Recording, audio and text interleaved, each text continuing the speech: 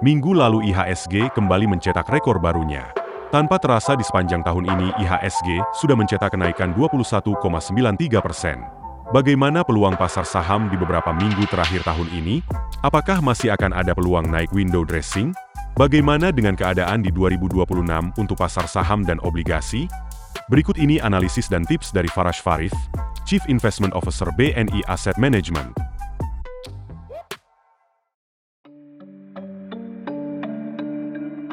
Ya, kalau tahun 2025 ya nggak terasa ya, udah berjalan dengan di awal tahun tuh sangat sulit kan, ada koreksi besar di first Q, terus kemudian orang makin pesimis sebenarnya dengan pasar saham Indonesia, terus investor asing juga outflow terus kan, hampir 3 billion US dollar waktu itu year to date, terus belakangan tuh mulai net inflow, walaupun year to date masih net outflow.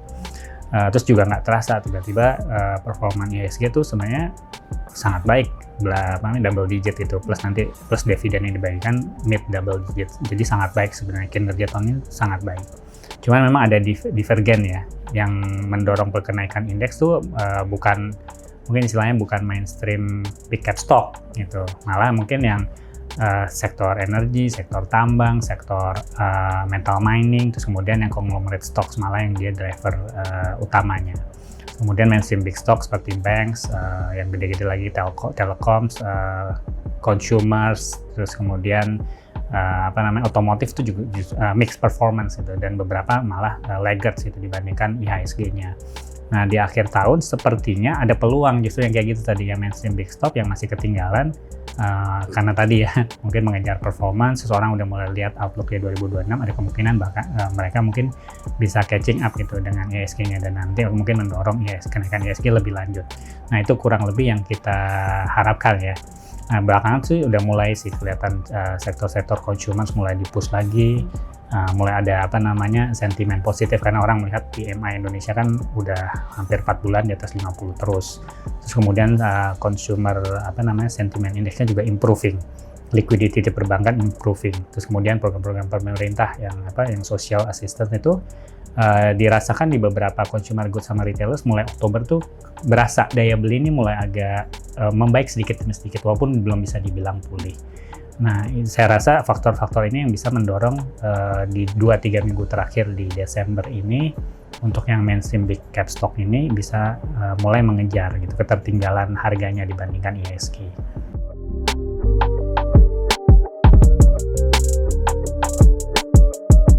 Masih. Nah, makanya saya pikir yang akan banyak mendorong itu tadi ya, sektor-sektor seperti perbankan itu kan sangat tertinggal harganya, dan orang udah mulai lihat tadi beberapa improvement di ekonomi, di consumer, terus kemudian orang mulai lihat outlook 2026 harusnya sangat berpotensi ya di sektor perbankan untuk melakukan kenaikan harga ya, istilahnya window dressing. Dan investor kan juga akan melihat mana yang udah naik banyak, mana yang masih ketinggalan. Harusnya yang masih ketinggalan inilah yang akan diakumulasi. Terus yang kemudian yang sektor consumer tadi, sektor consumer ini mixed performance gitu selama tahun ini. Dan orang tadi dengan beberapa kelihatannya daya beli udah mulai agak berangsur tumbuh kembali, terus kemudian sentimen consumer index-nya membaik. Nah, itu juga sebenarnya dari salah satu sektor yang bisa improve dalam konteks window dressing di akhir tahun. Terus yang ketiga itu sektor telecoms. Karena telecoms ini kan banyak corporate action, itu satu. Yang kedua ada beberapa yang memberikan dividen yield ekstra gitu kan. Terus yang ketiga itu dilihat dari average revenue per usernya di third Q itu udah mulai membaik, terus kemudian sepertinya akan terus berangsur membaik gitu, terjadi konsolidasi lah untuk average revenue per user telekom. Nah, ini juga salah satu sektor yang bisa naik juga dari sisi potensi harga di akhir tahun.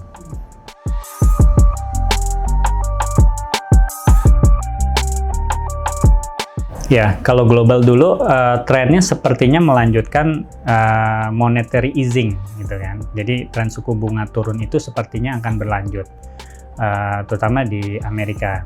Tapi mungkin ada adjustment gitu. Kalau sebelumnya ekspektasi penurunan suku bunga itu dianggap akan cepat dan besar gitu skalanya. Sekarang orang udah mulai manage ekspektasinya itu tidak sebesar itu skalanya dan tidak secepat itu.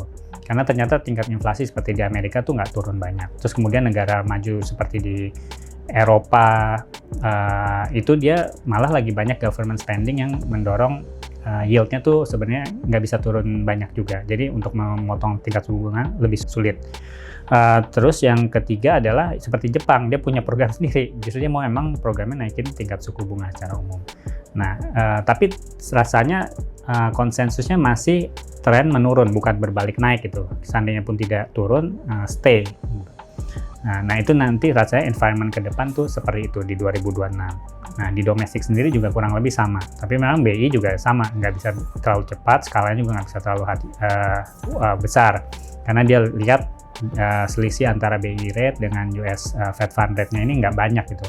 Hanya 75-100 basis. Itu nggak cukup untuk mempertahankan rupiah.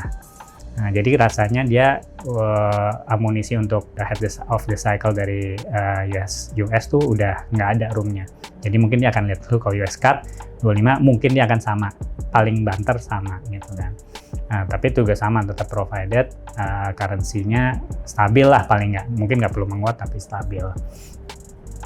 Tapi liquidity injection ya ke sistem keuangan Indonesia oleh Bank Sentral Indonesia sama Kementerian Keuangan kan kemarin sudah berjalan. Nah, rasanya mereka belum akan revert back gitu. Liquidity kayaknya akan tetap penting untuk dijaga, tetap ada. Pertumbuhan money supply juga kelihatan udah tumbuh banyak. Nah, tahun depan sih makanya kita cukup lebih optimistis dibandingkan tahun ini. Tahun ini kan sangat fluktuatif dan banyak dua-duanya ya, dari globalnya tidak stabil, terutama dari Amerika yang trade war. Di Indonesia sendiri ada isu sendiri tadi yang misalnya purchasing power lagi turun, pemerintahan baru juga orang masih digest gimana arah pemerintahan baru dan eksekusinya. Nah, tahun depan kan sebenarnya udah lebih clear. Ini tingkat suku bunga trennya stay turun. Global dan Indonesia, liquidity problem di Indonesia udah diaddress oleh pemerintah, purchasing power problem di Indonesia udah mulai diaddress juga oleh pemerintah, mungkin akan kelihatan impact-nya di 2026. Terus kemudian pemerintahan baru kita kan sudah berjalan setahun, orang udah mulai lebih terbiasa gitu apa yang terjadi, walaupun kayak misalnya Kementerian Keuangan baru ya masih mungkin orang masih ada yang masih lebih berhati-hati. Nah, itu 2026 optimismenya di situ. Yang kedua, kalau kita bicara emiten saham perusahaan publik di Indonesia kan tahun ini memang net profit secara umumnya turun hampir sekitar 5-10%, year on year turun, jadi cerita growth-nya sangat buruk gitu. Walaupun valuasi udah sangat murah. Nah, ke depan kita rasa ada potensi lebih besar net profit itu tumbuh secara persentase. Karena tahun ini kan udah low base nih, udah turun. Jadi potensi ke depan naik secara percentage lebih besar.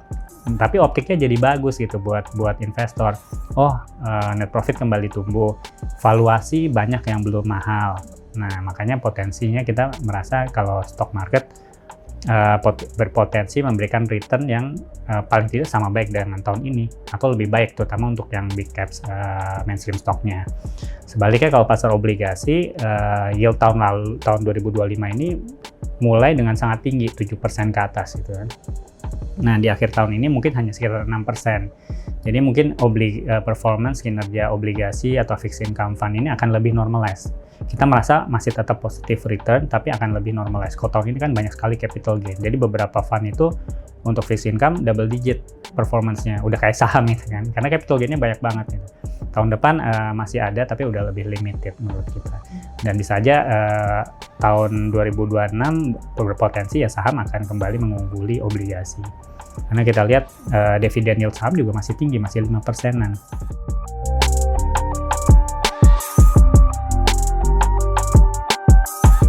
Ya, kita berharap estimasi kita ya, paling tidak dari fair value ya, IHSG sama LQ45, kita expect dari earnings growth-nya mungkin bisa 9-10% dengan valuasi yang masih rendah. Jadi plus dividend yield tadi masih ada sekitar 5%. Jadi theoretically kan mid-teens gitu ya, performance secara valuasi itu memungkinkan.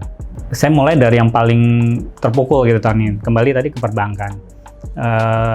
Earning per share atau net profit perbankan terutama yang besar-besarnya turun hampir 10% tahun ini. Banyak masalah itu.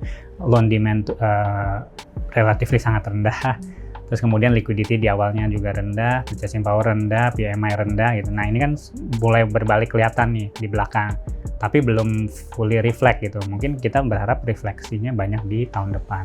Terus mungkin NPL perbankan udah banyak dicadangkan tahun ini, provisioning udah banyak dicadangkan tahun ini, harusnya potensi upside-nya lebih banyak di tahun depan. Nah, jadi kita cukup yakin perbankan itu berpotensi rebound sangat tinggi tahun depan. Karena ya itu, tahun ini udah paling ketinggalan, terus ada small improvement, harusnya impact ke harga sahamnya bisa besar. Terus yang kedua ya tadi sektor telekomunikasi, saya rasa sampai first Q dari sisi fundamental bisnisnya banyak yang masih bisa ditunjukkan ke investor, sehingga price-nya mungkin valuasinya masih bisa naik.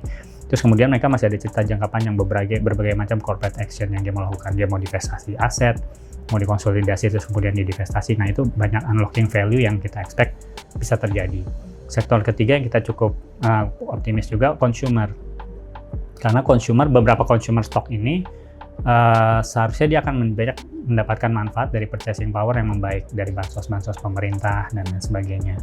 Terus kemudian yang kedua, beberapa consumer ini belum bisa perform di tahun ini karena harga komoditi yang input raw materials-nya sangat tinggi gitu tahun ini. Harga cocoa, harga coffee, harga sugar segala macam sangat tinggi. Harga coklat sangat tinggi. Nah, harusnya itu udah moderating nih di third Q and fourth Q. Tahun depan seharusnya dengan harga yang outlook komoditinya udah nggak ada trajectory naik seperti tahun ini, harusnya margin mereka bisa expand gitu. Nah, jadi yang sektor ketiga yang kita cukup yakin tadi consumer. Yang kalau keempat ya mungkin selective metal mining commodities ya. CPO kita masih suka, kayaknya CPO tuh tahun depan masih demand-nya masih besar, terutama ada program pemerintah yang B50 untuk diesel itu menambah support. Terus kemudian beberapa perusahaan sebenarnya plantation tahun ini tuh program-program untuk pemupukan, replanting masih banyak yang agak di on hold gitu karena pengen tahu certainty program pemerintah ke depan seperti apa. Jadi harusnya dari sisi supply CPO-nya juga terbatas tahun depan dan bisa menunjang harga CPO.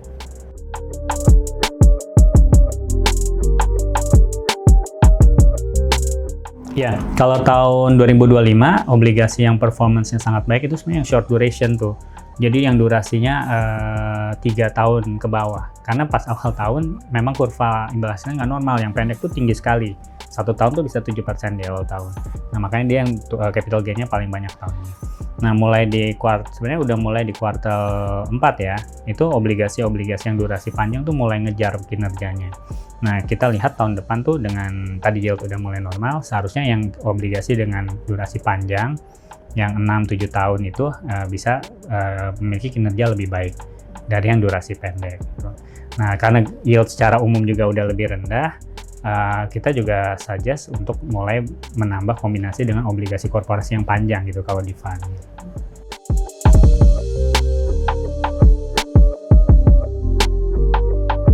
Ya, kalau misalnya ini lagi-lagi tergantung ya kebutuhan investor dan risk appetite-nya seperti apa. Kalau dia punya horizon panjang, risk appetite-nya lumayan, toleransi volatilitas tinggi, saya rasa ini waktu yang baik untuk menambah porsi alokasi di saham dan long duration bond fund gitu. Nah, tapi ya seperti biasa kalau untuk kebutuhan yang pendek pasti harus ke money market atau short duration bond fund. Kalau kita bicara mungkin saham obligasi biasa netralnya bisa ada yang 50-50, bisa aja sekarang saham mungkin ditambah gitu ya, lebih banyak dari itu.